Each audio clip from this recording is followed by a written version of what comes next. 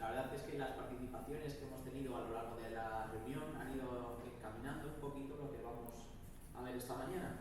Y empezaba Miguel con los peregrinos, y nosotros que hemos vivido en el norte durante mucho tiempo, pues estamos ahí en Jaca, en mitad del camino jacetano, del camino de Santiago, ¿no? Y es normal ver pues las conchas, las flechas amarillas, los monolitos que apuntan a Santiago.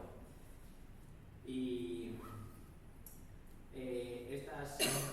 estos símbolos, si bien están relacionados con el camino, no deja de ser el destino final, ¿verdad? No es Santiago. Y cuando leemos la palabra sucede algo parecido. Cada pasaje tiene un significado real y profundo dentro de la propia historia, y a la vez toda la escritura conforma un solo gran relato. Dios, creador, amó tanto a su creación caída que entregó a su único hijo, a su único y amado hijo, a morir en una cruz por los pecadores, para que pudiéramos ser redimidos y salvos de la condenación de muerte eterna que merecíamos por nuestro pecado. Porque muerte eterna es lo que merecíamos, el infierno, ahí es donde teníamos que ir, pero gracia inmerecida e infinita encontramos en la muerte de Cristo en la cruz.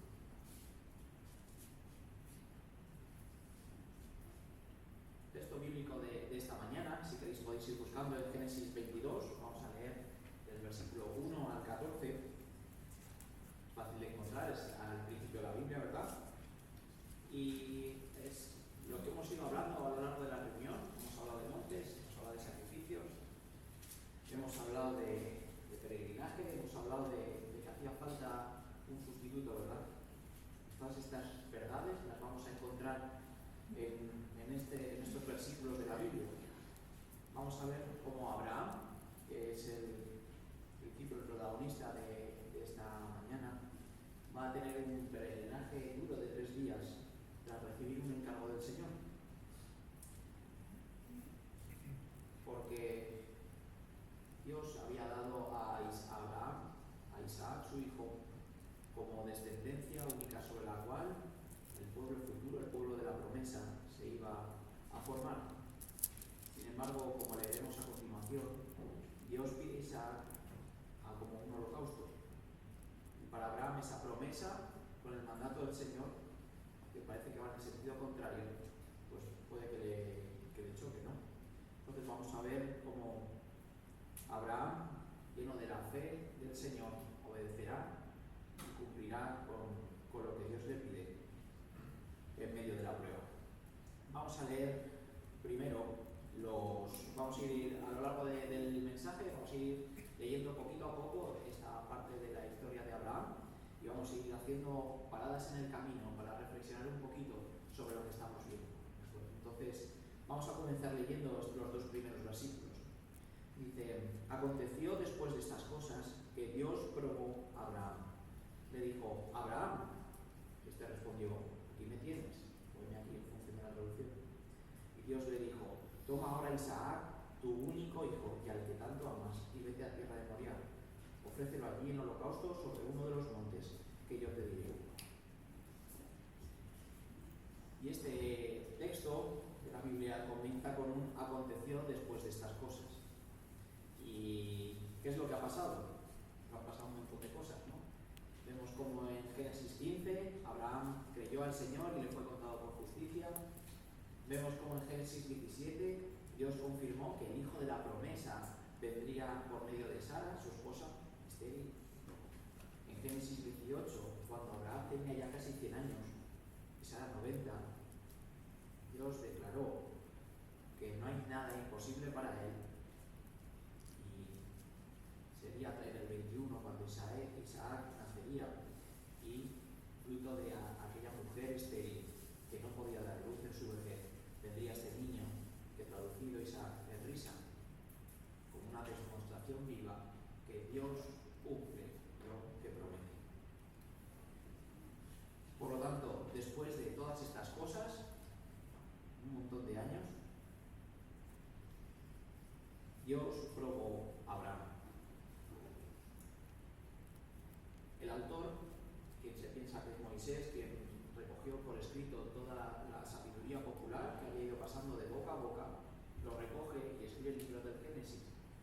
explicar desde el comienzo de la historia hasta la muerte de José. El autor comienza este texto indicando que Dios probó a Abraham.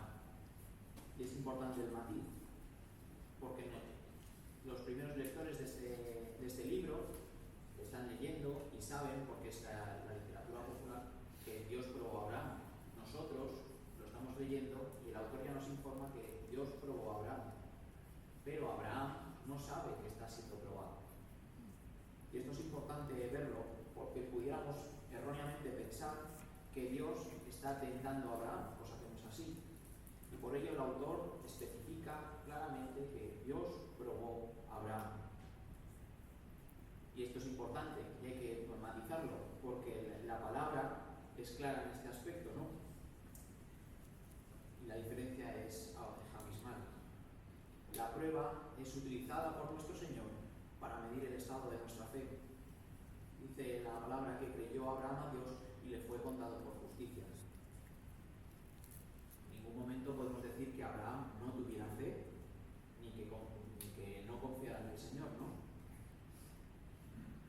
Si os pregunto esta mañana y os digo, ¿creéis en Dios? Sí. ¿No? Sí. No sería que me dijera, oye, déjalo, no ofende, ¿no? ¿Qué estaríamos haciendo aquí si no? Sin embargo, ¿cómo sabemos verdaderamente que creemos en el Señor? Cuando atravesamos las pruebas con fe y vemos en qué estado se encuentra nuestra fe, ¿no? Dice Pedro en su primera carta, en el primer capítulo, en el 6 al 7, que dice, en lo cual vosotros os alegráis aún ahora, por un poco de tiempo, si es necesario, que tengáis que ser afligidos en diversas pruebas, para que sometida a prueba vuestra fe, mucho más preciosa que el oro, el cual, aunque perecedero, se prueba con fuego, se hallada en alabanza, gloria y honra cuando sea manifestada Jesucristo. Porque la fe auténtica lo es cuando es probada. Y en estos versículos el Señor está poniéndole un termómetro a Abraham para ver, como cuando miramos el móvil y miramos la salud de la batería, pues queremos testear cuál es la salud de la fe de Abraham, ¿no? Y aquí radica la diferencia con la tentación, porque la tentación no es mandada por Dios, es mandada por Satanás para que caigamos, pequemos y volvamos a ser esclavizados de nuevo al pecado. Dios probó a Abraham. Y diferentes autores, por ejemplo Gruden, tirando de Santiago 1.13, nos indica que Dios nunca va a seducir a pecar porque va en contra de su propia naturaleza y por lo tanto Dios nunca introduce la maldad en el corazón humano. Por lo tanto, la prueba es un momento difícil que Dios puede permitir que pasemos, que dirige y utiliza con el santo propósito de que evaluemos por nosotros mismos cómo se encuentra nuestra fe para que crezcamos y para que, como dice Pedro, cuando salgamos de la prueba, con esa fe fortalecida, demos gloria, honra y honor a nuestro Señor. Por lo tanto, visto una vez clara que Dios no está tentando, sino que está probando a Abraham, vamos a ir avanzando por la historia y vemos que Abraham lo primero que hace al escuchar el llamado de Dios, está atento a su palabra, dice, heme aquí, o aquí me entiendes, en función de la traducción.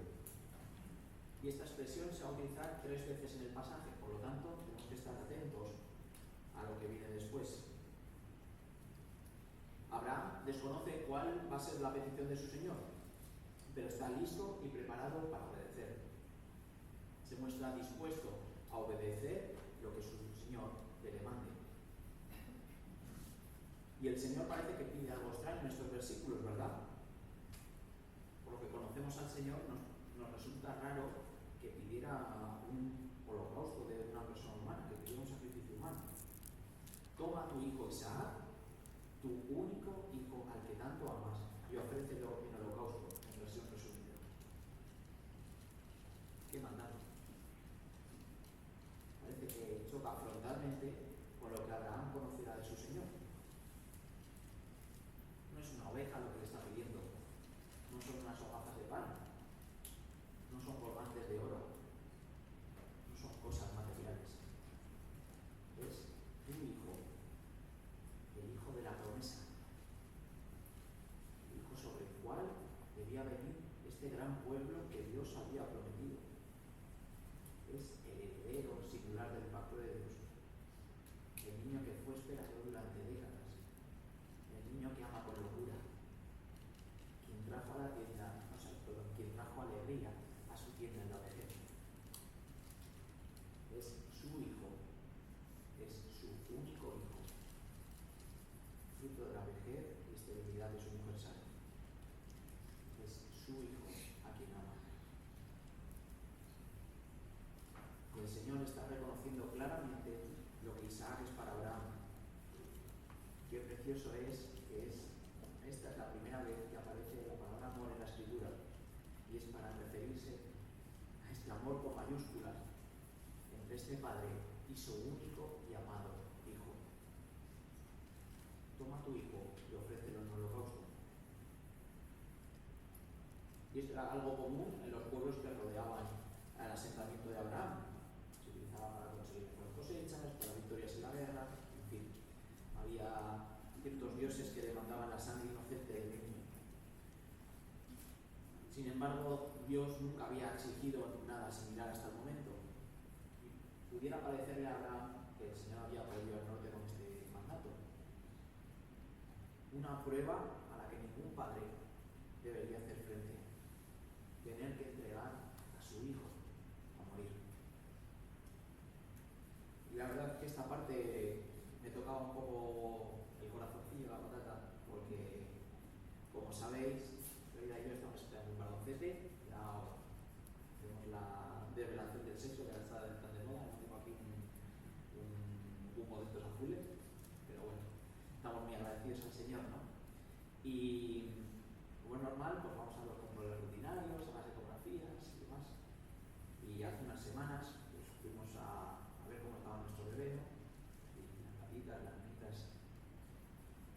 Pero tras la revisión nos dijeron que podía venir con algún problemilla. Gracias a Dios, pues no ha sido así, ¿no? Pero en esa revisión nos dijeron que había que hacerle bastantes pruebas para ver si venía efectivamente con problemas, porque claro, tener un niño con problemitas pues es costoso, es difícil de mantener. Igual lo mejor, si venía con incompatibilidades con la vida, era abortar, ¿no?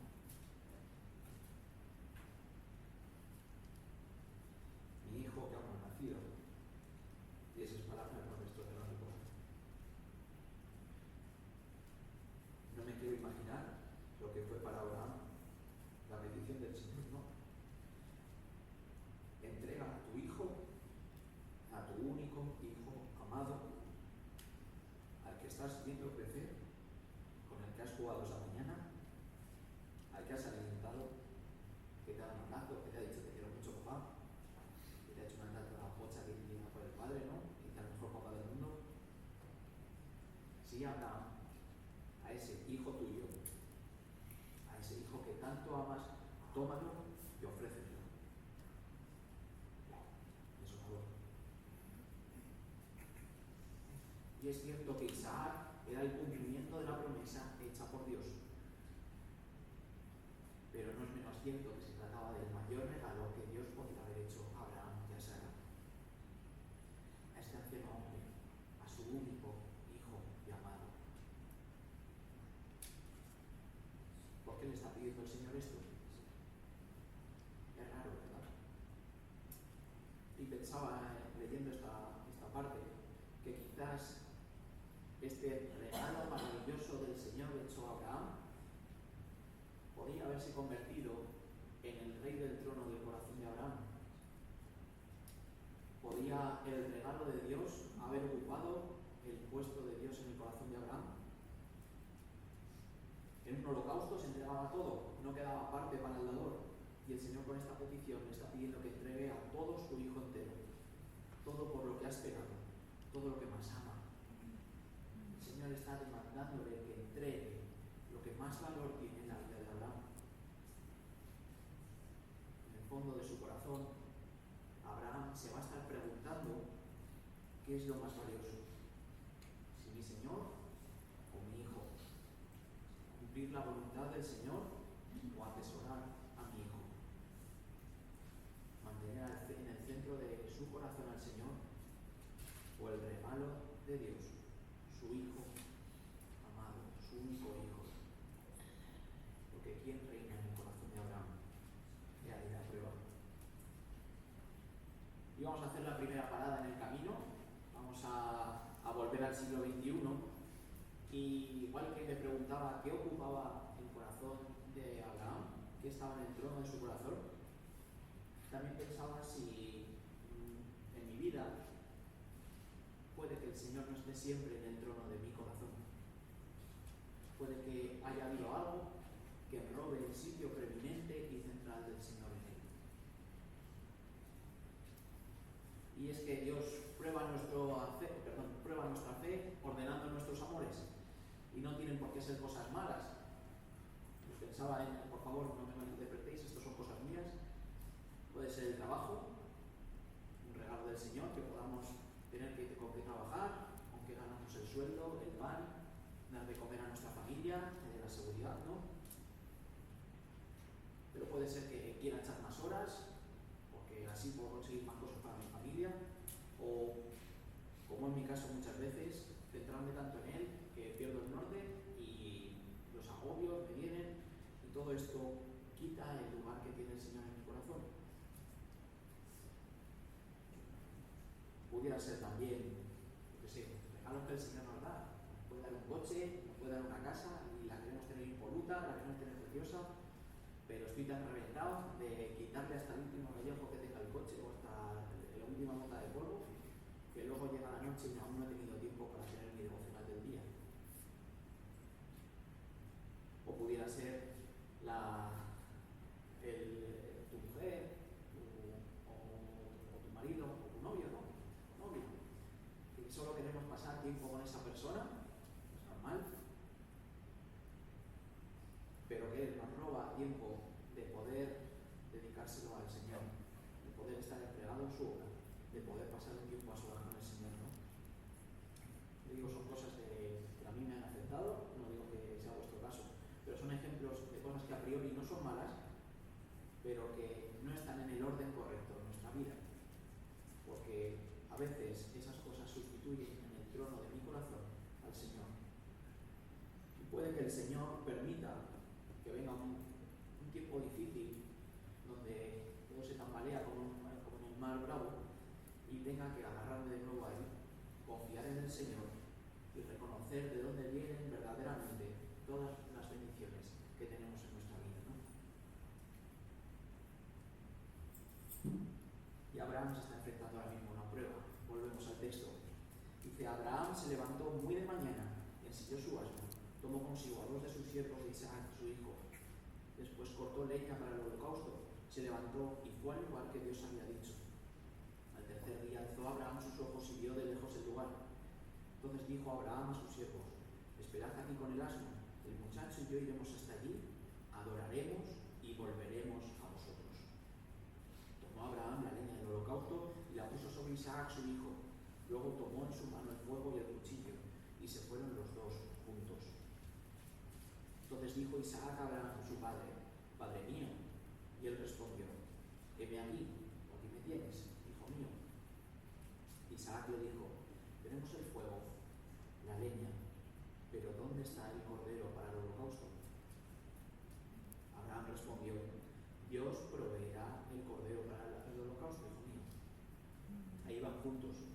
Cuando llegaron al lugar que Dios le había dicho, edificó allí Abraham un altar, preparó la leña, ató a Isaac, su hijo, y lo puso sobre el altar, y lo puso en el altar sobre la leña. Extendió luego Abraham su mano y tomó el cuchillo para degollar a su hijo.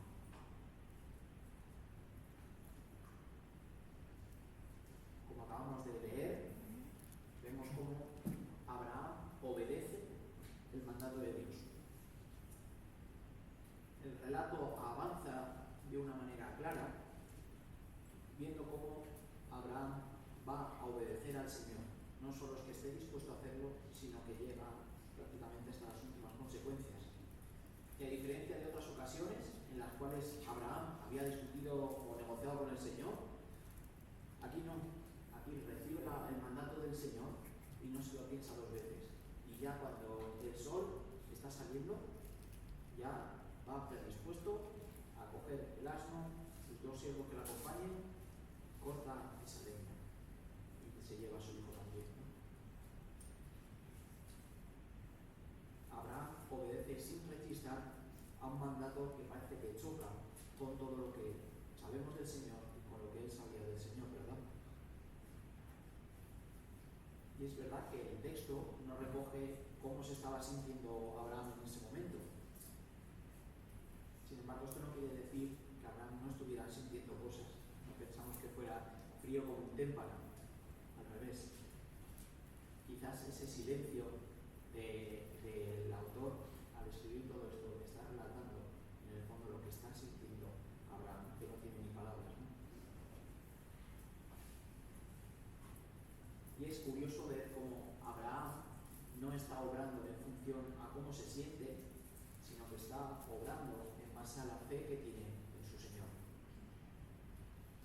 Una fe genuina, basada en la confianza que tiene en lo que Dios ha dicho y en lo que Dios ha prometido. Y una fe genuina como la de Abraham no depende de nuestros sentimientos, sino de lo que Dios ha dicho. Y nosotros sabemos lo que Dios ha dicho porque tenemos su revelación completa. No obedece porque comprende lo que está diciendo, sino obedece porque Dios se lo ha pedido. Y salen de los montes, y salen de sus tiendas dirección a los montes de Moriah.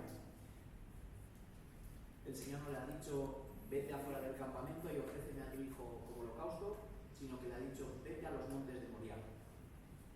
Por no alargarme, deciros que esos montes estarían ubicados donde ahora mismo se encuentra Jerusalén, ¿vale? Por lo tanto es curioso el destino, y se encuentra a unos 3 días de marcha, pues como el texto nos dice, ¿no? Que andó 3 días. 3 largos días pensando en lo que va a venir. 3 días para echarse atrás. 3 días con una losa en tu cabeza, pensando que vas a entregar a tu hijo, a tu único hijo amado, a un sacrificio que probablemente no entendiera, pero que tu Señor te lo ha demandado. Porque muchas veces lo fácil es, pues tú me dices esto, yo cojo sin pensar, cojo y lo hago. Sin embargo, vemos como el Señor no es así. El Señor quiere que hagamos las cosas sabiendo qué es lo que estamos haciendo. Pablo en Romanos 12:1 dice que presentemos nuestros cuerpos en sacrificio vivo y agradable a Dios, que es nuestro culto racional. El Señor quiere que pensemos el por qué estamos haciendo las cosas. Y puede que el Señor quisiera darle este margen para que Abraham pensara en dónde tenía puesto su corazón, quién estaba reinando en su corazón. 3 días largos de marcha, hasta que encuentran el lugar que Dios había designado. Y vemos como en el versículo 5 hay esperanza en el corazón de Abraham, porque hay 2 verbos clave. Dice, adoraremos, primero, y volveremos, segundo. Abraham sabe lo que le ha pedido el Señor. Y sabe que va a ir a adorar, a ofrecer un holocausto a su Señor. Y con esta expresión de adoraremos, los 2, mi hijo y yo, ahora aquí en el futuro inmediato, está dando por hecho que independientemente de lo que pase allá arriba, tanto su hijo como él van a adorar con su obediencia al Señor. No sabe lo que va a pasar, pero su obediencia resultará en una adoración gloriosa a Dios. Porque Abraham con esto está reconociendo que Dios es digno, que Dios es soberano y que a Dios hay que obedecerle y adorarle, incluso cuando no entendemos lo que Él nos está diciendo. Pero Abraham no solo está obedeciendo, sino que también está confiando en las promesas de su Señor. Porque una fe fidedigna obedece porque confía en las promesas de su Señor. Y lo sabemos porque leemos el segundo verbo, que es volveremos. No dice subiremos a orar y volveremos, no, dice adoraremos y volveremos. Igual que vamos los 2, vamos a volver los 2. En el siglo XXI somos afortunados toda la revelación completa. Y para entender un poquito mejor lo que estaba pasando el patriarca, podemos ir a Hebreos 11, un poquito antes de lo que hemos leído esta mañana. Hebreos 11, 17 al 19, que dice así: dice, por la fe, Abraham, cuando fue probado, ofreció a Isaac, y el que había recibido las promesas ofrecía a su unigénito, habiéndosele dicho, en Isaac te será llamada descendencia, pensando que Dios es poderoso para levantar aún entre los muertos, de donde se dio figurado, también le volvió a recibir. Dios había prometido a Abraham una gran descendencia, un gran pueblo, y además había confirmado que sería a través de Isaac. Abraham confiaba plenamente en su Señor, y aunque no entendiera qué iba a pasar, sabía que de ahí iba a volver con su hijo, porque Dios le había prometido que su hijo iba a ser el fruto de la descendencia de todo un gran pueblo. Nosotros tenemos la revelación completa y sabemos que Cristo murió y resucitó, ¿verdad? Pero Abraham está al principio de la historia, no conoce esa parte. Qué grande era la fe de Abraham, que estaba dispuesto a cumplir ese mandato, aunque no lo entendieran, sabiendo que aún así con su hijo volvería a bajar de aquel monte.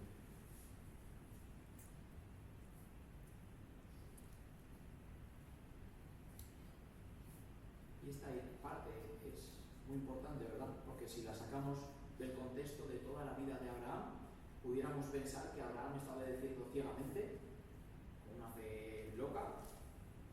Sin embargo, Abraham había experimentado en su vida cómo el Dios creador lo había sacado de la tierra de sus padres, lo había cuidado, lo había protegido y había cumplido siempre sus promesas.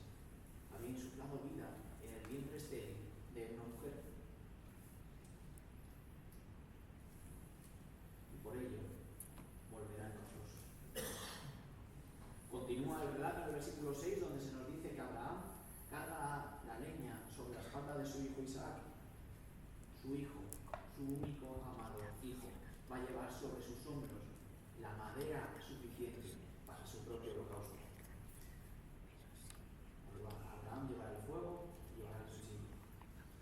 Padre e hijo avanzan hacia esa cima. Isaac no tiene un pelo de tonto y ya va entendiendo que aquí algo falla, ¿verdad? Y respetuosamente le dice, padre mío. Y Abraham vuelve a responder con este segundo, heme aquí. Qué duro tiene que estar siendo para Abraham. Porque Abraham no va a obedecer fríamente para evitar el dolor. Vemos con este, heme aquí, hijo mío, ternura, amor por su niño. Ese amor de un padre que tanto ama a su único hijo. Y llega a esta pregunta fundamental. Isaac no es tonto. Y dice, oye papá, aquí llevo la leña, tú llevas el fuego, llevas el cuchillo. ¿Dónde está la víctima? Porque vamos a hacer un holocausto y algo hay que entregar.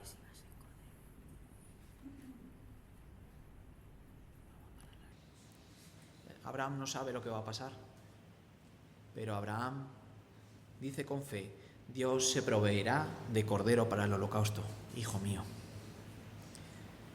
Y qué visión más profética tuvo aquí Abraham, ¿verdad? Estos son fe y los demás son tonterías.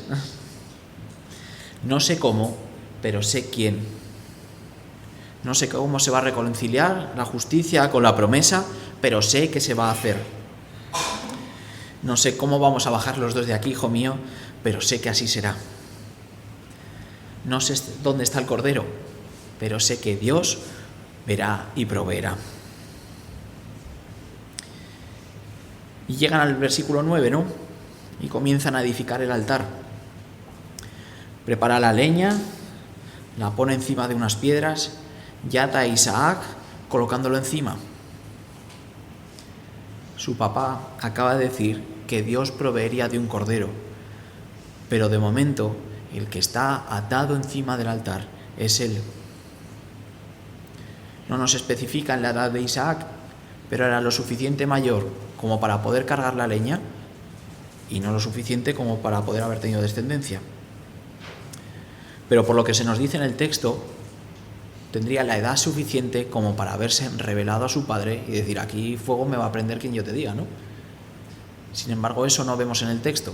En el texto estamos viendo cómo Isaac es colocado encima de una manera sumisa. Es interesante ver la secuencia de verbos que figuran en este versículo, porque son los fotogramas de esta escena. Edificó, ordenó, ató, puso, extendió y tomó. Una lista de verbos que terminan con un cuchillo levantado por Abraham que va a ir al cuello de su hijo. Abraham ya no está predispuesto a obedecer a su Señor. Abraham está obedeciendo a su Señor. Dice Santiago 2, 21-23, dice: ¿no fue justificado por las obras Abraham nuestro padre cuando ofreció a su hijo Isaac sobre el altar? ¿No ves que la fe actuó juntamente con sus obras y que la fe se perfeccionó por las obras? Y se cumplió la escritura que dice: Abraham creyó a Dios y le fue contado por justicia y fue llamado amigo de Dios. Dice Santiago que su fe actúa de forma conjunta con sus obras, de tal manera que ésta es perfeccionada por ellas. Abraham no fue salvo por lo que hizo o dejara de hacer. No me vais a escuchar decir que haciendo obras es como nos vamos a salvar, ni mucho menos, no. Romanos 6 dice que la paga del pecado es muerte, y con solo una cosa mala que hiciera Abraham ya le condenaba a muerte eterna, como al resto de las personas, por muchas cosas que hubiera hecho bien. Sin embargo, vemos cómo la fe que tenía Abraham se hace patente y visible en una obediencia concreta al cumplir el mandato del Señor. Porque Abraham confía plenamente en que Dios proveerá de lo necesario. Y lo tenemos ahí, ¿eh? Hemos dejado la escena con un cuchillo sobre un cuello. Y aquí es donde de momento quiero que nos quedemos parados y pensemos también, volvemos al siglo XXI, y ver qué realidades podemos aprender también de esta parte. Porque igual no tenemos que clavarle el cuchillo en el cuello a nuestro hijo, esperemos que no sea así, pero el creyente, al igual que Abraham, si actúa con fe, tiene que obedecer a su Señor. Y lo obedece cuando está apoyada en lo que vemos en la Escritura, lo que leemos en la palabra, porque está apoyada en el carácter y las promesas de nuestro Señor.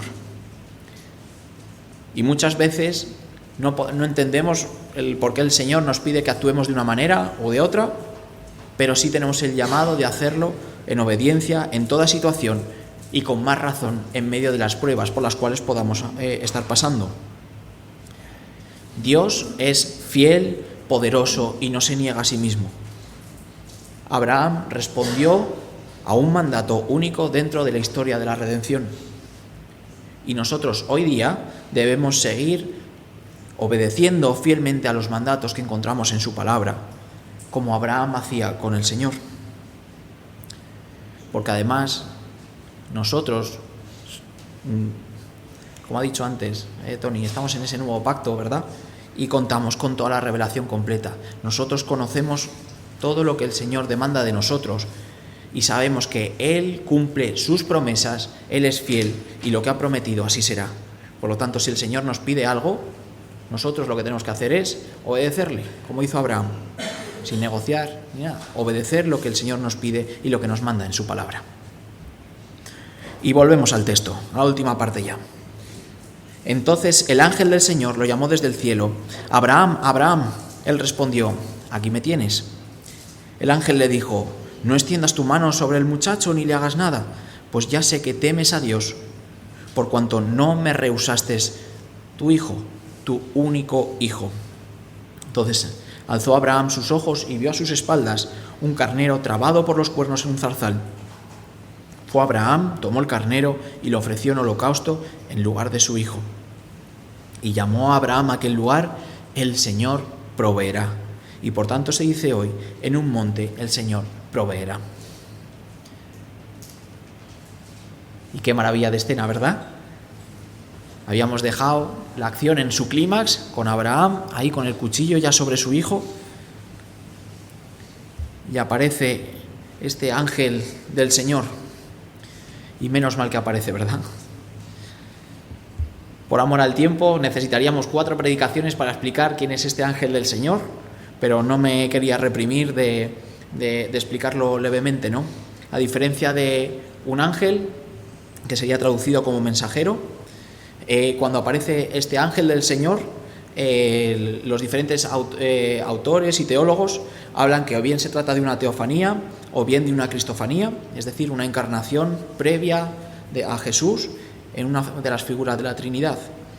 Y lo tenemos que entender así, por lo que dice el versículo 12 me entregaste, porque habla en primera persona. Visto este paréntesis, seguimos con el texto. Y vuelve a aparecer el tercer heme aquí. La misma disponibilidad que Abraham tiene con Dios, la misma disponibilidad y ternura que ha tenido con su hijo, la tiene ahora con el ángel del Señor. Abraham estaba obedeciendo el mandato divino, pero también estaba atento a la voz del Señor. No extiendas tu mano sobre el muchacho, ni le hagas nada. Y esto es muy importante por el contexto de cuando está escrito.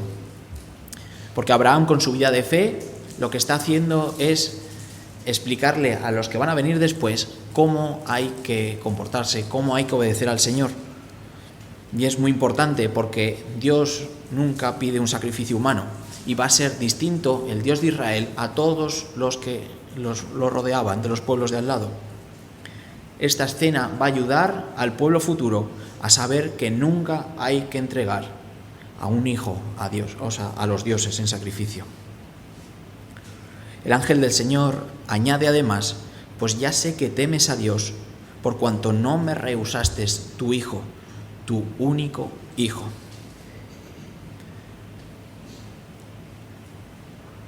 Abraham ha aprobado el examen. ¿Cuál era el examen? Ver qué hay en el centro del corazón de Abraham. Y en el centro está Dios. Al no aferrarse a él como un dragón en la cueva del tesoro, ¿verdad? Codicioso, Abraham lo recibe de nuevo como aquel hijo, el regalo de Dios, y es como si hubiera vuelto a la vida. Continúa el versículo 13, donde Abraham alza los ojos y mira, y donde antes veía un monte, donde la incertidumbre rodeaba por lo que iba a pasar a su hijo amado, ahora ve la provisión de su Señor. Tras de sí, un carnero atascado ahí en un matorral, será el sustituto de su hijo Isaac, que será entregado en aquel holocausto donde se adorará, se honrará y se gloriará el Señor. Por lo tanto, la historia ha evolucionado, trasladando la acción del cumplimiento de Abraham con el mandato de Dios a la provisión que Dios da en la salvación de la vida física de Isaac. Y es tanto así que a aquel lugar no se le llamará donde Abraham cumplió con el mandato de Dios, sino que es el sitio donde Dios proveyó, de salvación para Isaac, ¿verdad?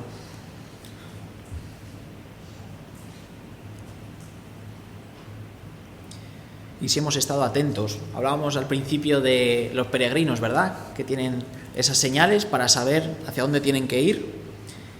Y al igual que los peregrinos y que Hansel y Gretel, que van dejando miguitas de pan para luego saber el camino, el Señor, inspirando al autor de este libro, nos ha ido dejando miguitas de pan para que luego podamos saber el camino y poder reconocer a Cristo. Cristo se junta las dos partes de este texto, porque Cristo era el Hijo de Dios, el único llamado Hijo de Dios, igual que Isaac lo era para Abraham. Pero también Cristo, nuestro amado Señor Jesús, es el sustituto perfecto en la cruz, aquel mediador que murió en la cruz por nuestros pecados, porque nosotros no podíamos hacer nada para alcanzar la salvación. Muerte eterna merecíamos, mas gracia infinita encontramos en el sacrificio de Cristo en su cruz por nuestros pecados. Y esto es lo grandioso del Evangelio. No hay nada que podamos añadir para ser salvos. No hay buenas obras que cubran nuestra maldad. Un solo pecado es suficiente para condenarnos a una muerte eterna separado de Dios. En vez de esforzarnos en hacer buenas obras, que las tenemos que hacer, lo que tenemos que hacer es centrarnos en que Cristo es suficiente, en que Cristo salva, en que Cristo intermedió por nosotros en aquella cruenta cruz que no merecía y que pagó el precio de cuerpo y sangre para que nosotros hoy aquí podamos estar dando gloria, honra y honor a nuestro Señor. Abraham tuvo una prueba y la salvó con éxito. Parecía que había un tesoro que había quitado el centro a Dios de su corazón. Sin embargo, Abraham tenía al Señor por encima de todas las cosas, incluso de su hijo, de su único y amado hijo. Y estuvo dispuesto a renunciarlo a él, a lo que más amaba en este mundo, porque Dios va primero. Y Dios lo había podido.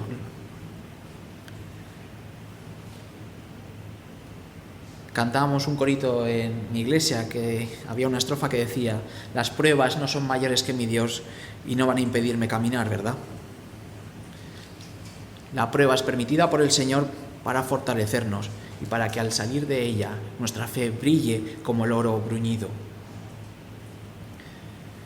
Esa fe se fortalece en la obediencia al Señor, en la obediencia a lo que Él ha dicho en su palabra, y obedecemos porque confiamos en Dios, porque confiamos en lo que Él ha cumplido y en lo que Él sigue prometiéndonos. El Señor, que ha provisto de todo lo necesario para nuestra salvación, siga fortaleciéndonos una semana más para que nuestra vida sea merecedora de aquel sacrificio de Cristo en la cruz y resulte una vida de fe que brille más que el oro en la confianza que tenemos en aquel que todo ha provisto. Pues a Él sea la gloria. Sí, Señor, muchas gracias por